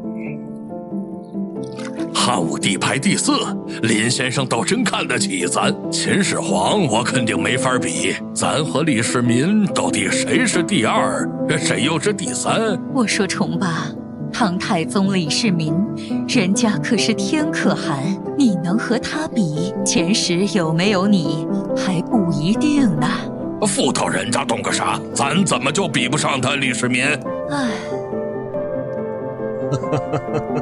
我刘备可是中山靖王之后，正儿八经的大汉皇族，被推恩令搞到路边去卖草鞋了，一整个大无语。汉武帝刘彻雄才大略，其功绩显著，但也存在一些缺点。缺点？去病，去把朕的缺点都记下来。陛下是天下共主，能有何缺点？一定是后世之人故意诬陷歪曲陛下。汉武帝刘彻在位期间，虽开疆扩土，使大汉王朝达到版图鼎盛，但穷兵黩武，频繁发动战争，后果就是国库空虚，百姓负担极重。晚年的汉武帝迷信方术，追求长生不老、巫蛊之祸，致使太子刘据、皇后卫子夫双双自杀。巨儿和子夫双双自杀？陛下，你那么疼爱卫姨母，为什么会杀她？去病，人是会变的。你问朕为什么要杀子夫，朕现在也回答不上来。不过有了林先生的提醒，朕一定不会搞出巫蛊之祸，诛杀太子和子夫这种事。至于穷兵黩武，朕认为自己没做错，卧榻之侧岂容他人酣睡，只是苦了天下百姓。祛病，你说要朕没犯晚年这些错误，能不能和始皇帝一较高下，争一争历史10大帝王第1的位置？始皇帝也犯错误，继承人选了胡亥，致使了秦朝20世而亡。哈哈，陛下，说句不好听的，你要是寿不到晚年，绝对能排在第一。你这个臭小子！寡人也迷信方术，追求长生不老，和汉武帝刘彻何其相似。寡人的晚年又发生了些什么？陛下，臣也很好奇，强盛无比的大秦帝国为什么那么轻易就2世而亡了呢？困惑的地方太多了，寡人现在倒很期待林先生对第4名又会说什么奖励，只怕会超乎想象。嘿嘿嘿，汉武帝要是不犯错误，咱老朱也不可能排在他前面。刘彻虽晚年昏聩，但他知错能改，是历史上第1位下罪己招的帝王。就凭这一点，绝大多数帝王都鞭长莫及。不错，不知道这一次的奖励又会是什么？这一次的奖励又会是什么？自朕登基以来，任用贤能，改革吏治，开创开元盛世，大唐再次变得繁荣鼎盛。丞相，你说前3名会不会有朕呢？陛下只用前半生就让大唐走向极盛，您后半生的功绩定会更加伟大。依微臣看，您不仅在前3名，而且位置比在太宗之上。说得不错，朕绝不会像汉武帝晚年一样昏庸，朕保证。历史10大帝王盘点第4位，汉武大帝刘彻。陛下，奖励来了！文治武功，独步古今，特赐下奖励。历史10大帝王盘点第4位，汉武大帝刘彻。为表彰功绩，特赐下4种奖励：风调雨顺10年，寿命200年，寿元丹3枚，土豆种子及种植之法。4种奖励，寿命200年。土豆为高产农作物，亩产可达3000至5000斤。多谢林先生赐下奖励，谢林先生。果然不出寡人所料，前5名都会奖励寿命，第5名100年，第4名200年，以此类推，第1名岂不就是500年寿命？陛下，要是您有500年寿命，不敢想象大秦会强大到何种地步。到底谁是10大帝王第1位？现在还是无位可知。要知道前面盘点的帝王，哪一位不是雄才大略、威震寰宇的英豪？寡人和他们相比，谁更胜一筹？还要看林先生如何评判。土豆，亩产可达3000至5000斤，咱大明要是有了此物，可以养活多少百姓啊！皇上，马上就要盘点前3名了。太师在担心什么？第一儿都可以排在第7，你认为咱上不了榜？臣不敢。哼，你最好是真不敢。寿命200年，和尚说，你说第3名会不会就是林先生给朕准备的位次？皇上，积学是学贯古今，对历代帝王的功绩定然十分了解，您何不问问他，皇上有没有资格进前3？季学士说说吧，即将公布的第3名会不会是朕？皇上低了。什么低了？皇上，何尚书曾有言，这历代帝王的第1名，非您莫属。何尚书，没想到在你心目中，朕的地位那么高啊！我你妈！上丹，你干什么吃的？来中路啊！宿主，汉武帝刘彻已向您打赏，是否提取？提取，看看武帝打赏了什么东西。啊？就这？刘彻什么意思？老子给他200年寿命，可让我狗破鞋？宿主，此物名为孔子履，孔子曾经穿过的木屐，在华夏历史上和传国玉玺、斩白蛇剑、王莽头并称为4大镇国神器。好家伙，这样说的话，4大镇国神器，我就差传国玉玺没得到了。也不知道剩下将要盘点的3位帝王，谁能打赏给我？系统问问异世界有没有药剂这些的，想办法卖掉。收到。10大帝王终于盘点到最后3位了，谁是第1？想必他们都很期待吧。看了这诸多视频，寡人不得不承认，天下英雄如过江之鲫，后世帝王中雄才大略者不计其数。前3名中，寡人究竟是否位列其中啊？陛下不要妄自菲薄，在臣看来，您排在10大帝王的首位，也不是没有可能。哦，陛下，第3名要公布了，会是寡人吗？愿为大唐皇帝陛下上尊号，名曰天可汗。不是寡人，此人是谁？一位汉人皇帝当上了匈奴的天可汗。酒莫绝，歌莫却，朝天再奏破阵乐。他生而龙凤之姿，天日之子。年仅18岁，便随父起兵。每逢战役，其无不跃猛先登，深入贼阵。若为流矢而中，一拔而复战；即血流入袖，一洒而复战，直至阵斩敌寇，双刃尽缺，方才奏凯歌于血海之上。他仅凭手中3尺长刀，胯下追风飒鹿子，腰间50巨阙刀，一曲秦王破阵乐，便为大唐开创300年基业。他就是天可汗，天策上将，唐太宗李世民。二郎，第3名是你。朕本以为榜单之上不会有朕的名字，没想到林先生却把朕排在10大帝王的第3位。这不仅是朕的荣幸，也是大唐的荣幸，更是大唐万千百姓的荣幸。恭喜二郎荣登10大帝王第3名。自此以后，大唐帝国必将万世永昌，二郎之名当传颂万古。不够，林先生若赏下寿命，朕必与你共分之。二郎，听话，没有你的陪伴，朕就算可以活数百年，又有何意思？天可汗，好啊！二郎虽谋权篡位，杀兄弑弟，逼迫朕成了太上皇，落得个凄惨局面。不过，看到二郎开创大唐万世基业，在10大帝王排名中位列第3，朕对他倍感自豪啊！为什么历史10大帝王第3位是李世民而不是朕？季学士，你给朕解释下。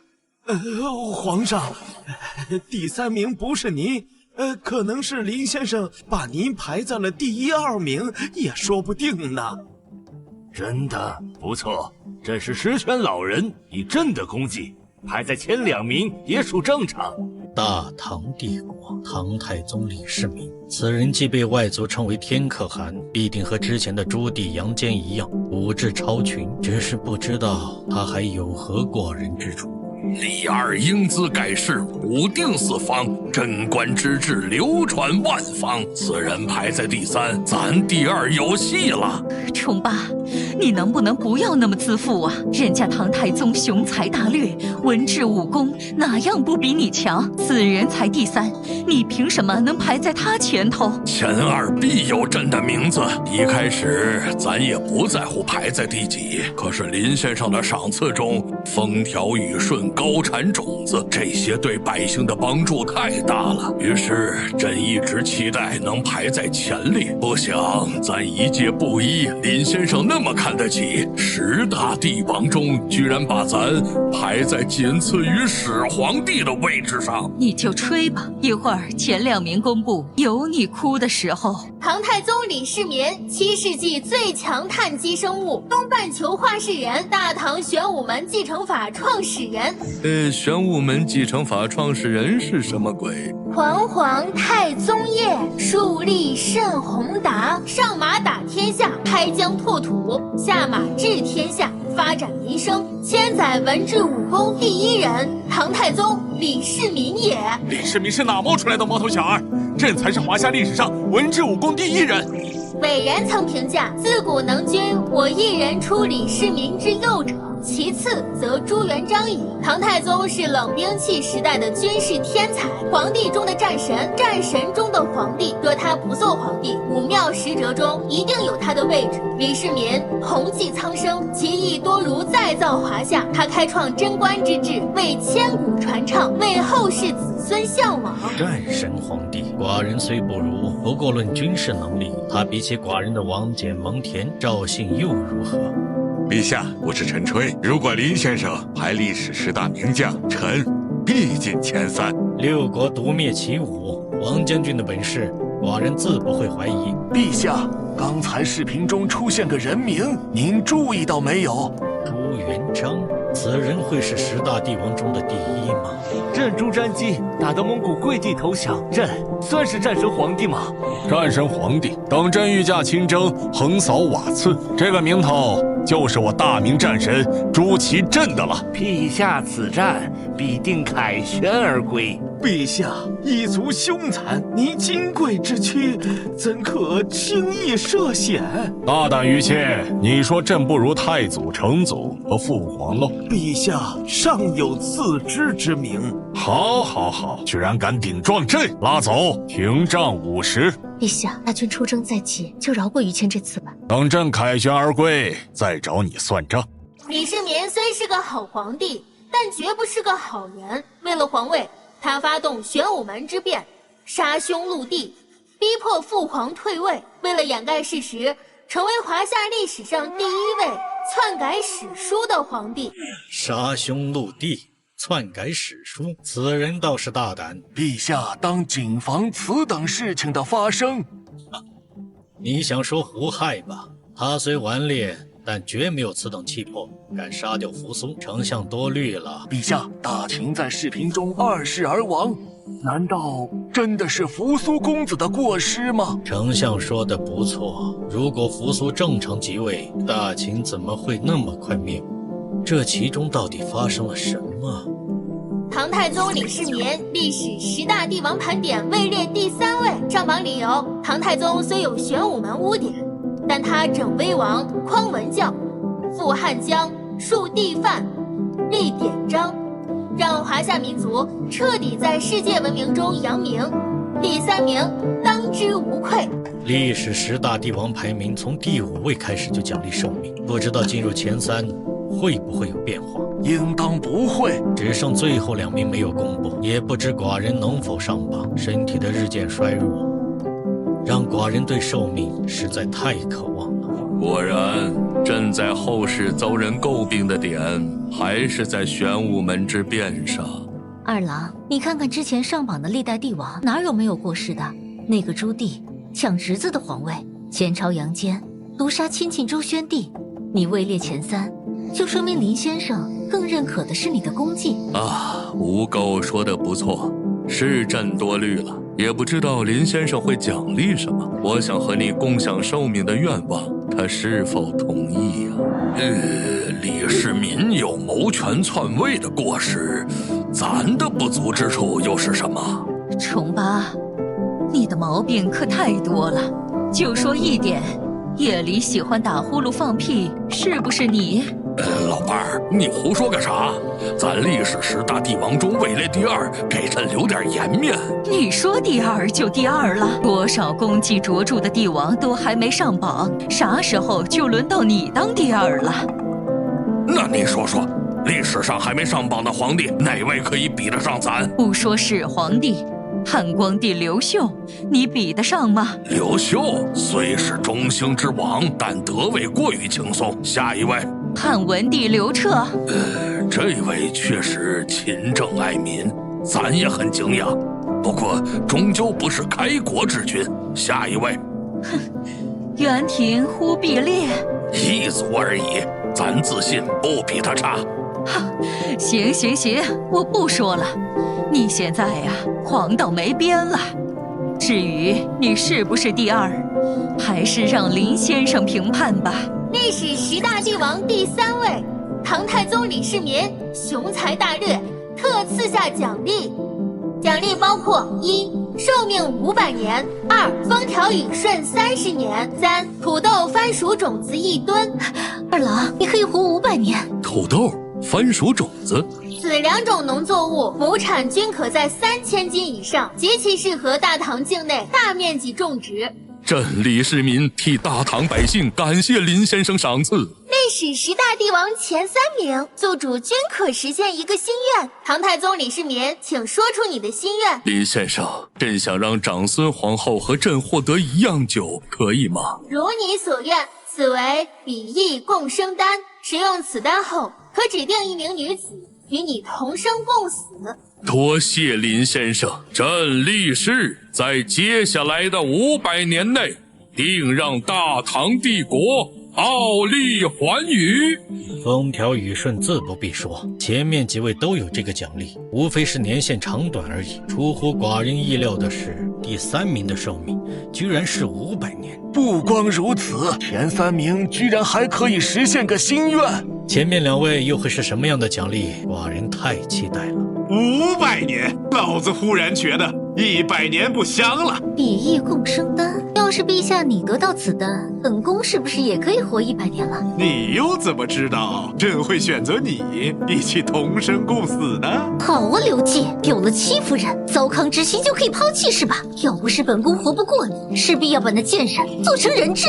桃园结义时，咱们兄弟3人立下誓言，要一起同生共死。要是那枚比翼共生丹是兄弟共生丹就好了。大哥放心，关某定助你匡扶汉室。不久的将来，10大帝王榜单中必有大哥一席之地。俺也一样。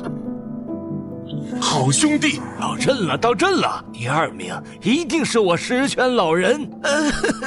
皇上，微臣忽然肚疼难耐，臣去找大夫看看。想跑？你在怕什么？微臣不敢，臣真的肚子疼，要是拉一裤兜子，只怕皇上闻到。站着别动，朕倒要看看你会不会拉一裤兜子。皇上，难道您知道了？榜单上压根……和尚书千万别走，你要是走了，一会儿公布朕位列10大帝王第2名，就没人和朕共享喜悦了。皇上还在做白日梦呢。宿主，唐太宗李世民已向您打赏，是否提取？提取，看看李老二给我送了什么东西。哦，这是……果然是传功玉玺，李老二够意思呀！系统，这东西可是无价之宝，在你那值多少钱？传国玉玺无法用价值衡量，宿主要想卖，本系统可以出价5000亿。成交。您尾号为1417的银行卡到账5000亿元。几次奖励下，1万亿我早就还清了。做完最后2位帝王盘点，就搬进5星级酒店，可以享受潇洒人生。终于轮到历史10大帝王的第2位了。陛下，臣有预感，第2位还不是您。哦，丞相，你真的这么确定？寡人排在第1，要知道这些后世帝王个个不凡，难保不会出现一位比寡人功绩更大的存在。第2位怎么轮也该轮到朕了，你们说是不是？陛下，其实吧，上不上榜也不是很重要，毕竟您的功绩，榜单上这些人压根儿无法和您媲美。是，陛下，榜单上的好多都是关系户，林先生肯定收他们钱了。怎么贿赂林先生？朕也给他打钱，朕也想当第1。怎么还没出现父皇的名字？爹，我看啊，皇爷爷压根儿不在榜单上。他是大明的开创者不假，可你想想，他杀了多少功臣啊？在他的治理下，百姓过上好日子了吗？后世，住口！父皇的功已过，还轮不到你个小辈来指指点点。切，本来就是嘛。还有最后2位帝王没有公布，皇爷爷难道有那么大本事，可以比唐太宗还强啊？重八，别想了，第2名怎么可能？华夏历史上有那么一位帝王，出身虽低，德位最正，一句建元洪武，洗刷了华夏几百年屈辱。有那么一个朝代，中期276年，没有远嫁1位公主，没有休战1次，没有割让哪怕1块土地，没有付过1次赔款。其国家首都设在御敌前线，天子守国门，君王死社稷，日月山河永在，大明江山永在。重八，这说的好像是你。第2名舍我其谁？重八，没想到林先生会把你排到那么高的位置。还是你的男人有实力。看把你得意的！要是林先生赐下奖励，咱势必也为你求立比翼共生丹。真的？臣朱元璋后告天穹，日月山河。自宋运告终，一族于沙漠入驻中原100有余年。金运中也。微臣上承天道，下顺臣民，驱除百年疫患，勘定南北枭雄。于正月4日，设祭于紫金山巅，昭告天下，立国大明，建元洪武。呵，父皇是父皇，朕就知道。父皇以一介布衣开创大明万世基业，怎么可能上不了榜啊？只是没想到林先生居然把父皇排在第2位啊！闭嘴！还敢说你皇爷爷比不上李世民？没想到皇爷爷在后世的评价会那么高啊！父皇，你注意到没有？刚才林先生在视频中说，大明中期一朝只有276年，没有长久不衰的王朝。朕对这个早有预料，只是大明最后一位皇帝居然是自杀殉国，那时到底发生了什么呀？老祖宗居然排在10大帝王的第2位，恭喜皇上！大明竟有2位帝王上榜，实在是太难得了。由此看来，我大明皇帝是何等雄才大略。要是他们知道大明的江山再次被异族推翻，想必对朕很失望吧。我本怀幼仪布衣，天下与我何家焉？明太祖朱元璋是华夏历史上出身最寒微的开国皇帝之一，从太平乡的凄风苦雨，到黄觉寺的少年僧人，从滁州城的刀光剑影，到鄱阳湖上的滔天巨浪，朱元璋这个曾经的放牛娃、农民、和尚、叫花子，仅仅用了15年的时间，就扫荡了群雄，推翻了元廷，夺取了天下，坐上了至高无上的皇帝宝座，开创了大明江山。这就是10大帝王的第2位，果然不同凡响。匈奴、元廷，还有那个女真，看来在后世吴炎黄子孙吃了不少苦。隋文帝杨坚的功绩是拯救汉民于危难，这位洪武大帝朱元璋则是让100余年的华夏大地重归汉民。虽然朕还是不太服气，只是有此功绩，朕承认他也算是千古一帝。乞丐放牛娃，好家伙！本以为朕是华夏历史上出身最低的帝王了，没想到这个朱元璋比朕有过之而无不及呀！此人出身寒微，却能从异族手中重夺中原，建立汉民王朝，位列第2名，朕心服口服。朱元璋他算什么东西？大明最终还不是亡于我大清，他凭什么在10大帝王中排名第2？那该是朕的位置。皇上别急，这不是第1还没公布吗？林先生会把朕排在10大帝王中的第1，那嬴政岂不是没了位置？皇上，比起嬴政，您觉得他和您相比有哪些优势呢？好像没有。对呀，皇上怕他个锤子。对呀，无论怎么讲，以功绩，朕有康乾盛世，优势在我。皇上优点不多，自信算一个。明太祖朱元璋的军事能力，在悠悠几千年历史中的帝王中，能与之相比的，唯有唐太宗李世民。比起李世民，元璋胜在创业难度，开局一个晚。在胡族铁骑占领神州，路程已近100年之际，不仅收复南宋丢失100余年的江南，更收复北宋丢失250年的中原，同时收复5代十国丢失了400-500年的云贵、燕辽，更是占青藏、逐漠北，一举把称霸亚洲8年的蒙古帝国重新打回成一群游牧部落。和珅，你说，要是把崇祯换成朱元璋，我大清的铁骑还能打败明朝吗？你这说的不是废话吗？在洪武大帝面前，你们就是群小卡拉蜜。万人不过万，过万不可敌。大清铁骑战力如此恐怖，臣想，就算是朱元璋，恐怕也阻挡不了大清入主中原的脚步。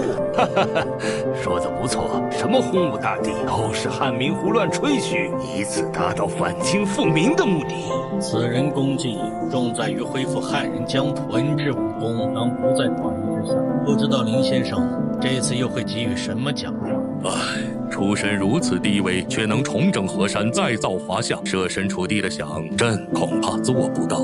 这世间帝王辈出，雄才大略则比比皆是。真是天下英雄如过江之鲫呀。奖励给朱元璋的寿命又会比朕多多少？南宋北宋什么玩意儿？难道朕的大宋最终走向分裂了？当然，明太祖朱元璋也有缺点，嗜杀成性。但为何太祖杀人叫暴君，康熙杀人叫圣君？这其中标准无法评判。所以朱元璋主要缺点不在于嗜杀，而在于分封诸子为王，引发靖难之役；在于废除宰相，导致皇权过于集中；在于重农抑商；在于海禁政策。总结，明太祖朱元璋虽有缺点，但排在10大帝王第2位，实至名归。这说父皇坏话，我大清皇帝没错。嗜杀成性，没想到后世会把这个名号安在咱头上。不过林先生说的其他过失，咱认。人非圣贤，孰能无过？至少在当下，冲巴你的这些过失本就不能算问题。也不知道林先生会赐给咱啥奖励。历史10大帝王第2位，大明开国太祖洪武大帝朱元璋，雄才大略，特赐下奖励：寿命800年，风调雨顺100年，超级杂交水稻，亩产可达4000斤，比翼共生丹，2郎神神眼，可检测官员是否贪污。风调雨顺100年，还有亩产4000斤的水稻，大明的百姓再也不用过苦日子了。冲巴，你可以活800年。有了比翼共生丹，你我又可以做800年的夫妻了。谁要和你做800年夫妻，也不害臊。有了这双神眼，咱看大明的官员还有谁敢贪污？800年，寡人要是能活800年，又该把大清帝国带到何等地步？5种奖励，林先生对于前3名真的太重视了。寿命整整比朕多了300年，第1名的寿命又会奖励多少？明太祖朱元璋，你的愿望是什么？咱想见下大明最后一位皇帝。老祖宗想见我，皇上要和太祖皇帝多多取经啊。是咱老朱家的孩子吗？不孝子孙从朕拜见大明太祖皇帝。崇祯这家伙能力是有，就是生不逢时啊。无论怎样，作为唯一一位被社稷允身的皇帝，他值得尊敬。宿主，明太祖朱元璋向您打赏，是否提取？提取。老朱那么痛恨贪官污吏，按道理来说应该比较小气，不会送我什么好东西。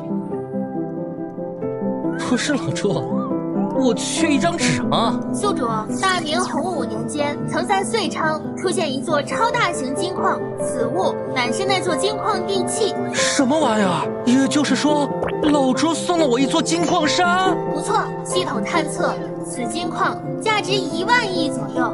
果然，臣心中的成见就是座大山。老朱是痛恨贪官污吏，但是我也不能认为他抠啊。10大帝王第1名即将公布。到底会是谁呢？寡人统6国，天下归一，筑长城以镇9州龙脉，为我大秦，护我社稷。寡人以始皇之名在此立誓，寡人在当守土开疆，扫平四夷，定我大秦万世之基。寡人亡，亦将身化龙魂，佑我华夏永世不衰。此事日月为证，天地共鉴，仙鬼神魔共听之。历史10大帝王第1名，千古一帝。大秦帝国皇帝祖龙嬴政，在10大帝王中位列第1，拜千古一帝始皇帝。始皇帝万岁万岁万岁万岁！果然第1是始皇帝吗？拜见千古一帝始皇帝！始皇帝！咦，怎么可能？嬴政是暴君，他怎么可能会在10大帝王中居于首位？6合一道，万世永昌。林先生认可寡人的功绩，后世认可寡人的功绩。废分封，行郡县，书同文，车同轨，统一度量衡，兴修水利，造福万民，万里长城，护佑华夏，南征百越，北击匈奴，气吞八荒，威震四海，开万世不朽之功绩，奠华夏大国之根基，开天辟地，千古一帝者，始皇帝嬴政也。始皇帝的功绩毋庸置疑，他为华夏民族奠定根基，我们后世子孙都应该感谢他。始皇帝一统六国后，急于在文化、制度等进行大一统，最终导致二世而亡。可是对于他的功绩来讲，这些过错又算得了什么？10大帝王盘点，其他人当第一，我刘季可能不服。示弱第一是始皇帝，朕服了。为什么？为什么嬴政是第一？这修大运河，远征高句丽，文治武功，哪样比不上他嬴政？始皇帝嬴政，大秦帝国的主宰者，这个帝国因他而存在，也因他而灭亡。他也曾意气风发，豪情壮志，奈何晚年白发华生，病入膏肓，奋6世之余烈，一统华夏。然最终造化弄人，病死沙丘，2世而亡。病死沙丘，陛下，没事，寡人一生求长生，病死沙丘，心中不甘罢了。只是广目中还是没说清寡人的大秦为何2世而亡。父皇，儿臣知道。哦，你说说看。父皇，大秦之所以2世而亡，责任定在储君扶苏。扶苏？难道真是他？辜负了寡人对他的期望。父皇，扶苏作为储君，定是他昏聩无能，才导致了最终大秦2世而亡的结局。立刻召扶苏回咸阳。是，陛下。要是扶苏公子抗旨不遵，该当如何？不会，扶苏的性子，寡人最为清楚，他不敢忤逆寡人。10大帝王的第一是嬴政，他不过以暴君而已，除了统一华夏外，他还有何功绩？怎么能比得上朕？林先生这个榜单，朕不服。嬴政他凭什么能排在第一？此人看似伟大，可如果他真的那么好，大秦的百姓又为何纷纷造反？始皇帝嬴政的功绩在于统一6国，统一文字、度量衡、车轨、法律、制度、人力、军队。他的出现让华夏出现大一统概念，可以说他就是后世所有帝王所学习的模板。如果始皇帝没有统一文字，汉民族的文化又如何形成？如果没有统一度量衡、车轨这些，国家的治理又该是何等艰难？始皇帝的功绩罪在当代，功在千秋。大秦帝国之所以2世而亡，归根结底是始皇帝走得太急了。林先生的意思是，寡人去世的比较匆忙。这个急不单单是指始皇帝在沙丘骤然病逝，赵高李斯篡改遗诏，赐死扶苏、蒙恬，立胡亥继位。什么？扶苏、蒙恬被赐死，胡亥继位？父皇，你知道的，儿臣从来没有野心当皇帝，一定是李斯、赵高强迫的儿臣。但是，我太想当皇帝了，我做梦都想啊！我实在太想了。丞相、钟书令，你们一定要帮我呀！好啊，寡人就说嘛。大秦有扶苏，为何还会2世而亡？原来是你们这3个蠢货断送了大秦的国运。陛下，您听臣解释。冯去疾，微臣在。李斯、赵高执行车裂，至于胡亥，父皇给儿臣一条活路吧。行，寡人可以不杀你。蒙恬，臣在。胡亥交给你了，下次再征讨匈奴，把他安排进死囚营，为国而战。诺。父皇，饶了儿臣吧。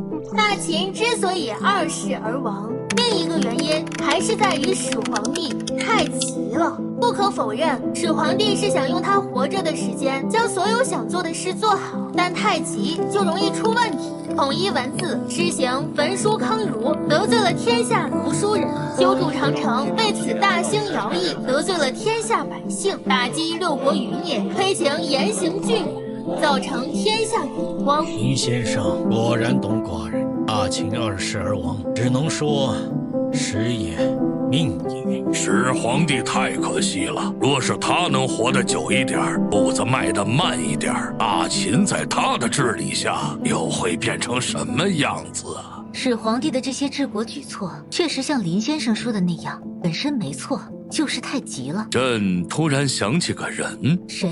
隋炀帝杨广。